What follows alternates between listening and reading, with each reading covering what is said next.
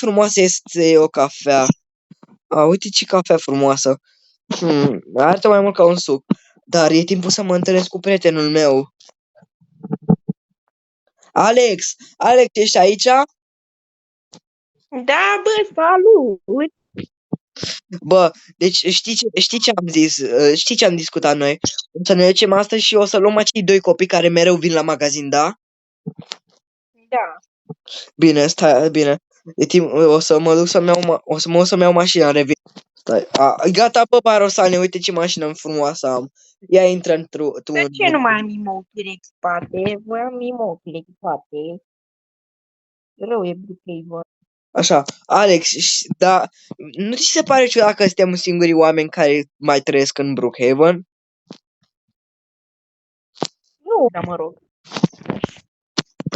Așa. Deci, o să-i furăm, fiindcă se enervanță rău că acolo, mai și când lucram noi acolo și ne-a dat afară managerul din cauza lor, că nu ne lăsau în pace. Da. Bine, e timpul să ne pregătim. Du-te și tu, intră în casă. Hai în casă. Te-am la păs. Cred că merge să. Merge și așa. Deci, du-te și tu într-o cameră și schimbă-te, că trebuie să ne luăm hainele de fura copii, bine?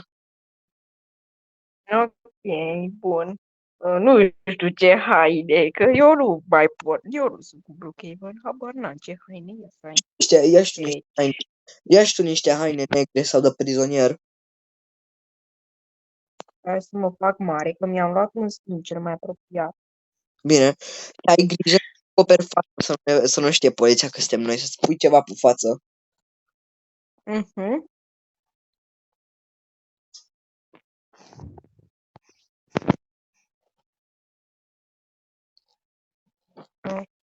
Pun aici.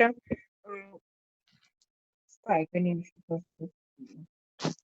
Așa. Așa. Ok, Am găsit de-astea de prizonier. Ba, am găsit de-astea de prizonier, dar sunt cam urâte. Nu-mi plac. ia-ți hainele de prizonier și să spui ceva pe cap ca să nu te vadă poliția. Eu o să te aștept aici jos, să vii. Bă, tu te-ai făcut gata? Da, că mi-am acoperit fața și atâta, că eu nu sunt cu hainele, eu nu am pretenții la haine. Parcă îmi trebuie să oprești filmarea, pentru că până fac eu aici e mult. Lasă, că nu o să opresc filmarea, că o să vor ăștia să vadă planul nostru imens. O să vor acești viewer să vadă planul nostru imens. Deci, ca să vă zic planul. Planul este o să ne ducem acolo și o să ne prefacem că lucrăm acolo și când acei copii vor să cumpere ceva, o să-i luăm păsul și o să-i băgăm în subsol la acel loc secret. Mai știi, Alex? Loc secret? Da. Bine, bine. Uh, Deci, Mamă, ce skin. Bă, e mișto ăsta rău de tot. ok. Deci, eu o să te aștept jos să vii când ești pregătit, da? Ok. Stai, acum zi. Bă, sunt și eu gata după 3000 de ani. Și de ce n-ai vis plouă în casă? Păi, M-am aruncat pe scări. hai, intră în mașină odată, că trebuie să ne ducem neapărat acum. Hai, așa.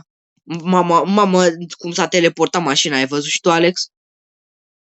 Da, a fost mișto. A fost mai mișto decât mine. Ok, ești pregătit să ne ducem să furăm acei copii? A fost mai mișto decât fața mea când am luat primul meu 6 din viața mea. Aoleu. Bă, te întreb și eu ceva. Ce notă ai luat la matematică? Nu știu, dar eu de obicei iau foarte bine. Deci o să zic că foarte bine. Bine. Uite, bă, copii, o să ne ducem, o să parcăm aici și o să ne ducem. Dă-te de pământ, Tudor. Ce mi-ai dat una, Madurut? Aha, nu pune. Pistolul ăsta de jucărie. Vreți o înghețată, copii? Vreți înghețată? Da, vrem. Fugi! Înghețată. Alo? Bună ziua, băieți! Gata, l-au ciordit pe unul. La După ăla. iar și ecranul. Uite, ce față! Așa, hai. La. Fugi.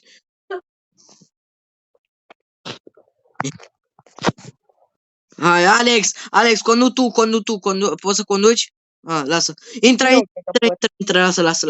lasă, intră. Așa. Trebuie să ducem la locul secret, repede.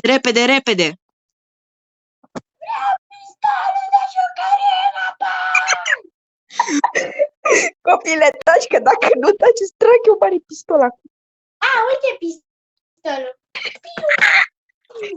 Poate să la pistolul de rezervă.